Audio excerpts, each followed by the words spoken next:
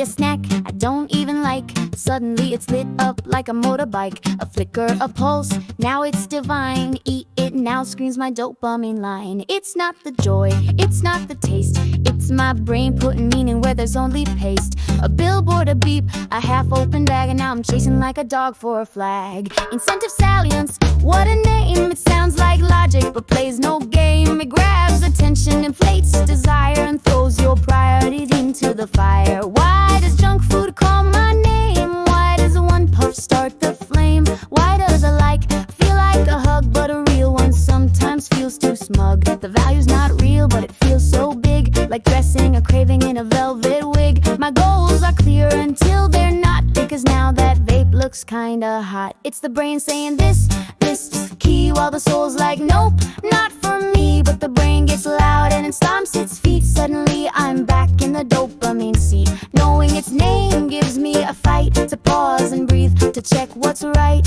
Is this a need or a chemical bluff? Do I want this or just like the stuff?